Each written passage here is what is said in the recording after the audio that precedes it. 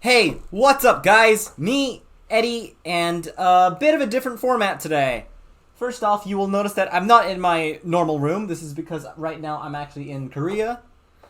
And so, yeah, that's new, but another different format. What I really want to say is I'm trying a little different format out for the anime reviews. I realize it takes way too much time to make a review for each and every individual anime, especially if I'm watching like several animes at once. I know I did this with spring 2020, which is like 3 years ago now that I think about it. So I figured, might as well try something new. I was watching like 4 animes back then as well, so figure I might as well change it up a little, because I recall it took forever to make those videos as well. So without further ado, I guess I'll just have to get right into it. A pretty basic rundown of the spring 2023 anime season. And yeah, I guess I'll add a little, maybe I'll say something a little bit about summer 2023 as well. I don't know. So without further ado, let's get right into it. But before we do, please, if you haven't done so, yes, that's right, I'm saying this in the front, leave a like, subscribe, and comment if you haven't done so already. Because if you don't, you are cringe. I don't know, honestly. So anyways, let's get right into it. Alright, so spring 2023, a very packed season if I say so myself, and a lot of animes. A lot of animes I did watch, a lot of animes I didn't watch, a lot of animes I kind of wanted to watch, but I didn't really because I didn't have time or because of some random reason I just didn't, I can't really explain. I'll have to go for a case-by-case basis there. But yeah, before I head into tell you about all the animes I did watch, let me tell you about all the animes I didn't watch that are noteworthy, of course, because if not, this video would be like several hours long.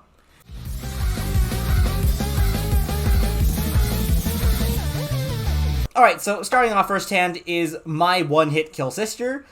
This anime, I realize this is kind of cheating because I did technically watch episode 1, but I didn't really like it that much. I only watched episode 1, and then I dropped it afterwards. While I don't think it's got similar vibes to that mom anime, Do You Like Your Mom and Her Two-Hit Attacks? And while I don't think this anime is as bad as that one, it still kind of had similar vibes, and I was like, am I really going to spend my time watching this? And the answer was no. No, I'm not going to spend my time watching this. Now, to be fair, episode 1 did have some entertaining moments. Some of the stuff was legitimately funny, like Maya decided to join her younger brother Asahi by repeatedly bashing her head on the side of the hospital wall. So, to my knowledge, I don't think Maya and Asahi are actually dead. They're not dead, they're just unconscious, but they're still trying to explore their, world. I guess if you like that MILF anime, I guess I might recommend it to you, but honestly, it just reminded me way too much of that anime, and, I went into that anime, I just call it the MILF anime, fully expecting incest, okay? I expected degenerate incest. I expected the spicy. I expected the lewd, the spicy. And I still thought it was cringe, so I'm not making that mistake again. I decided to drop this one on episode 1, so, yeah.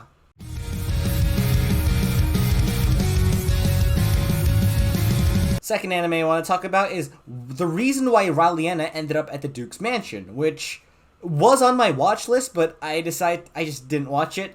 The main reason I wanted to watch it was because I know it's based on a Korean webtoon, and, Country Pride, that's where I am right now, Country Pride, but in the end I was like, I've got so many animes that I'm watching right now. Well, not so many, there are only like 5, counting One Hit Kill Sister, so I was like, do I really have time for this? No, I don't. The answer is I don't. So, I dropped that one because, honestly, I feel like I didn't have that much interest in this to begin with.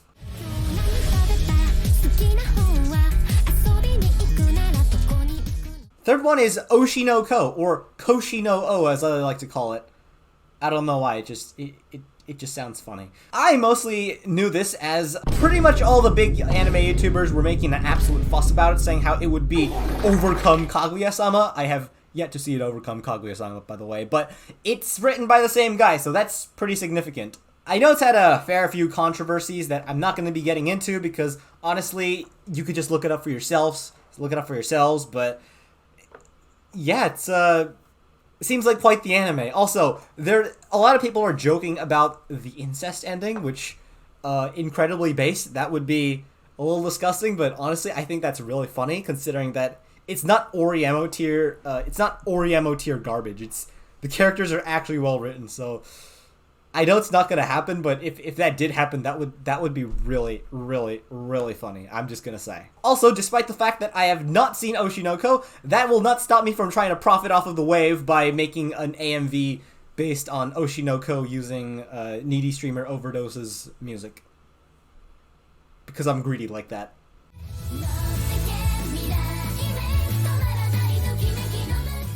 Number 4, Kizuna no Allele. Honestly, it only feels like yesterday Wit Studio was making bangers like Attack on Titan, Vivi Fluorite Ice Song, and Spy X Family. And here they are shilling NFTs. So, yeah, how the mighty have fallen. How the mighty have fallen. But it's the first anime based on VTubers, and apparently it sucks. So, yeah, I don't know. I guess I just wanted to point that out. I won't say anything about this either, because everything that can be said about this anime already has been said by other YouTubers, and honestly, if I did say anything, did say all that stuff, I'd probably just be rehashing what they said, because 99% of what I know about this anime comes from those same YouTubers. So, yeah, go knock yourselves out if you're curious on that one.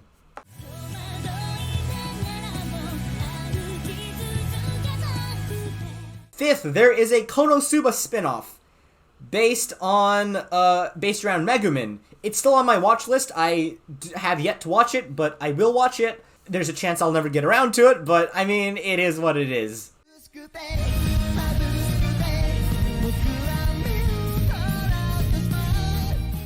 And of course, finally, there is Skip to Loafer, an anime that I did not watch. It was not on my wish list. I guess it's kind of like Oshi No Ko in that in sense. Never really occurred to me to watch it, but I never really planned on watching it. But yeah, Skip to Loafer. Apparently, it's really cute. Apparently, it's really good. It exists, and apparently, a lot of people like it. So that's that. Seriously, what is up with us having so many good slice of life romances this season? I think there's also The Dangers in My Heart, Yamada-kun at 999 or something like that. I'm not going to talk about those because I've barely heard anything about them, but these are just the ones that I guess I know the best and I've heard the most about. So, yeah, but a lot of stuff this season. But, I mean, I guess that's a brief rundown of all the animes I didn't watch, but I do know quite a bit about. And time to get into what the main meat of the video. What I do know, what I have watched. And, yeah, that's just, let's just get into it.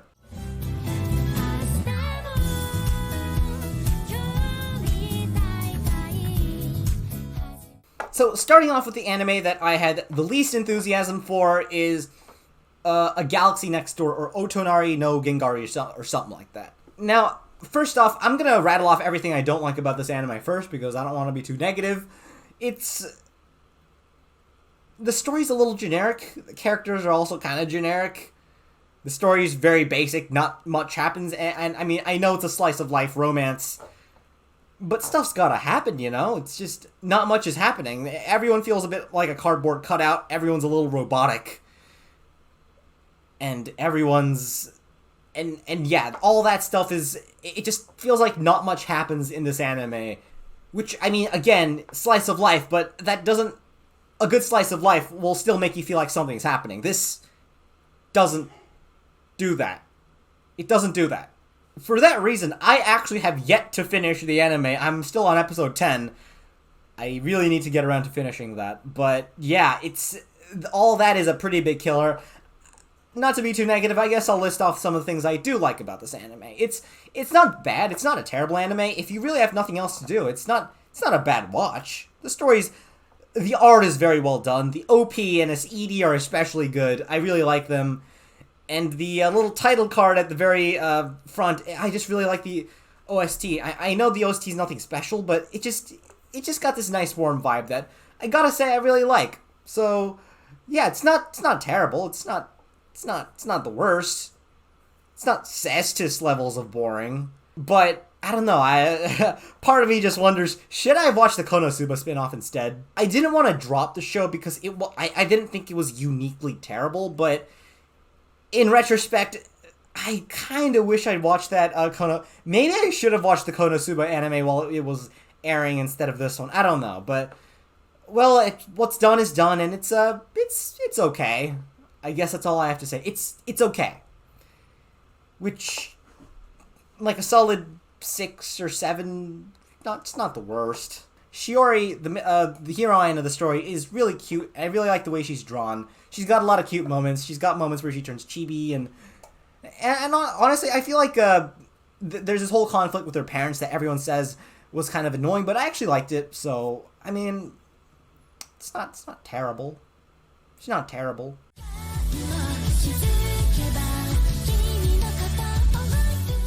Immediately going from this one and making a massive leap to an anime that I had a lot of enthusiasm for.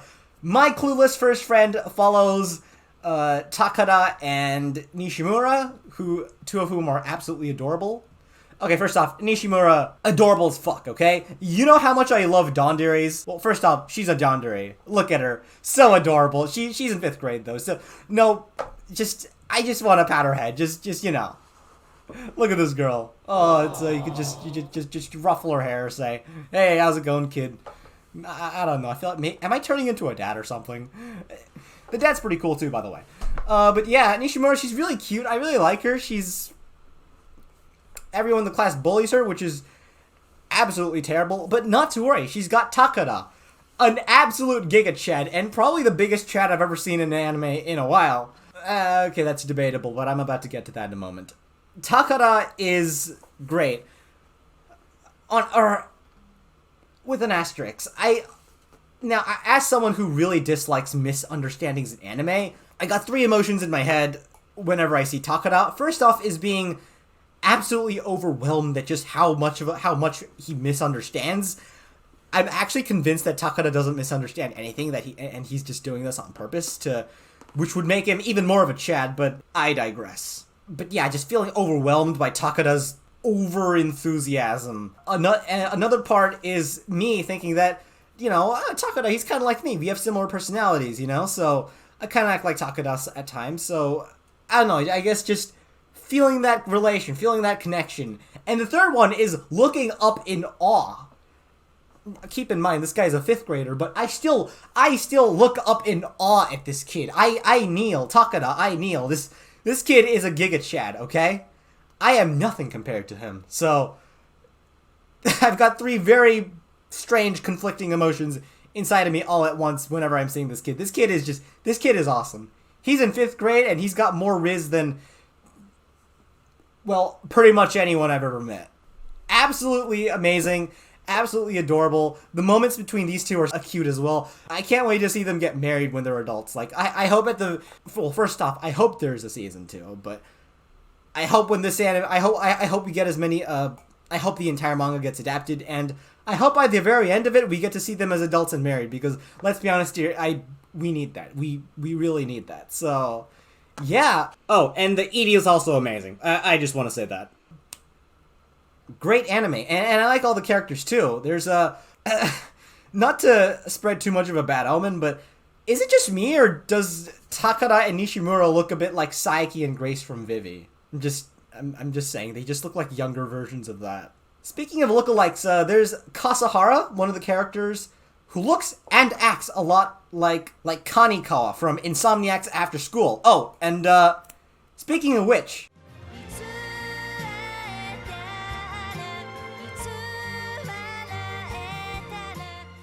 that's the third anime here, Insomniacs After School, and this one is also amazing. This one also needs a season 2. Now, I literally just finished watching this anime as of the time I'm recording this, so maybe there's a bit of bias here, but absolute gold, absolute banger of an anime. Again, just get married, you two already, jeez. The anime's another thing I like about this anime is that it feels really grounded, and honestly, I personally consider myself as someone who had a pretty good high school life, but watching this, I just kind of feel like I missed something, I missed something. Despite the fact that we had so many good slice of life romance animes this season, personally, I think this one takes the cake. This is the best slice of life romance anime of the season. And if and may even potentially be the anime of the season. But I'm gonna get to that discussion in just a moment. Ganta and Magari are an absolutely adorable couple, just as adorable as Takara and Nishimura, by the way. But yeah, there's just I just really love these two, and I really like how they focus. The anime just feels really grounded. It also feels like responsible storytelling. Insomnia is not just something that can be overcome. These characters grow, and everything feels natural. There's no otaku BS. There's no embarrassing bullshit. It's just, it feels real. Like, it feels like this is a couple that could reasonably exist out in the real world somewhere, you know? And that's what I love about it. It's so grounded. It's so good. So good. Honestly, the most unrealistic part of this anime was Shiromaru's hair. And by the way, I want to say, I really like Shiromaru, probably one of my favorite characters. When I first saw her, I was a little worried that she was going to be like this super unrealistic character, and that she was just, just going to like kind of like ruin the vibe of the anime, but surprisingly she didn't. And honestly, I really like the Shiromaru misunderstanding moments. Like, they're pretty funny, and I guess it's the closest thing we have to anime tropes BS. But since it's done in such moderation, I like it, and I also like Shiromaru because of that exact reason. So I'd say that's a pretty big W right there. Seriously, Shiromaru's hilarious, and I mean, I guess we could say about all the characters. Like, Kanekawa's freaking out. I mean, but yeah, Shiromaru's really funny. You know, throughout this entire anime, I was kind of worried, spoilers by the way, about Magari dying, because they kept dropping death flags left and right like she was gonna die, and then they didn't kill her. Which, again, is realistic. Chekhov's guns aren't a thing in real life, and the fact that they didn't fire it and just left Magari alive so that we could have more of that brilliant cuteness that's just great. That's great. I love it. I demand a season 2. Or we riot. Although to my knowledge, I think a season 2 has been announced, so yeah, it's Insomniacs After School. Brilliant anime, brilliant anime. I absolutely love it. And I would consider it anime of the season if not for this one final anime.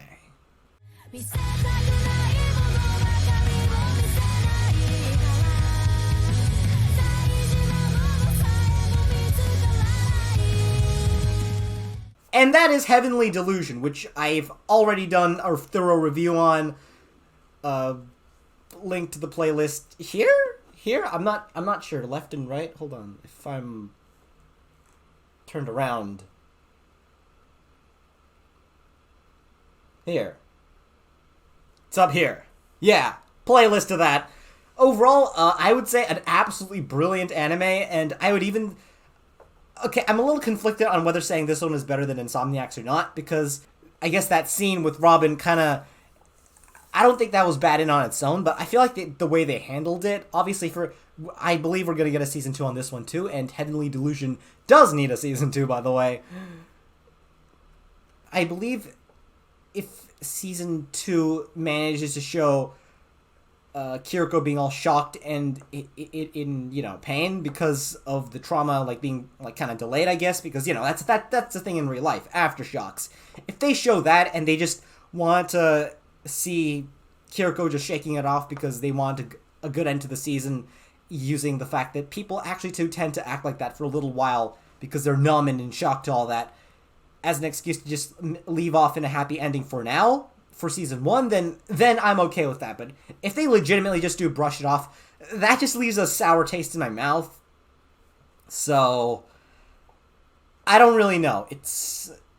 We'll have to wait and see. But overall, I'd say this is probably the anime of the season because of so many brilliant moments, like episode 8 especially. Like, I've already talked about that, but if this is, to me, I think this is the anime of the season. Though Insomniacs is a very close runner-up, and honestly, I do think it rivals it. And I guess time will tell, right? Time will tell. I'll have to... Honestly, it's funny that I have to say this, but whether it's anime of the season or not actually depends on season 2, so... Yeah, that's... But... Oh, I feel like... Oh, my throat. Is that everything to say about it? I think that's everything to say about it. Actually, no. One more thing to say about it. absolute banger of an OP. Like, I know I've said this about a lot of animes before, but this one probably has one of the best OPs of all time. Maybe not quite as good as Vivi's, which, you know, the fact that they integrated the OP into the anime itself makes that kind of special. But seriously, one of the best OPs I've ever heard. Also, I heard my younger brother tell me that it's got a very similar strong structure to Tokyo Ghoul's Unravel, which maybe that's the reason why it's so good. And that's no small feat to overcome. Like, Oshi No Ko's OP is also a banger. Insomniacs After School's OP, it was pretty nice. So we've had a lot of nice OPs this season, but this one is the best. I'm just saying. Also, the ED is very nice too. I feel like the ED is a little underrated, honestly, but there's just this relaxing vibe it has. Maybe not as relaxing as Insomniac After School's ED, which is very relaxing. I think I forgot to mention that back there, but yeah, it's very relaxing. I like it. And whew, I guess that was a speedy run through of all the shows this season. The last 3 animes I talked about definitely need a season 2. My Clueless First Friend, Insomniacs After School, and Heavenly Delusion all need a season 2. Let's be completely honest here. So yeah, I'm definitely looking forward for a season 2 in that one. But yeah, I guess that's where I leave off, because fun fact, as of the day I'm recording this, season 2 of the Allele, I think that's how you say it, episode 1 of Allele has already dropped, and that is an anime that I'm going to watch. So I guess summer 2023 is already sort of starting, and in that, I guess we gotta say goodbye to spring 2023. So yeah, that's all there is to say. And I guess I will have to be off. If you like this new if you like this new speed run of all the animes format, then please leave a comment down below, as I said at the beginning of the episode. And I repeat, leave a like and subscribe if you haven't done so already, and smash that bell. And I will have to be off. The sky's up, and I hope you enjoyed spring 2023. Onwards to summer 2023. I'll see you all in the next video.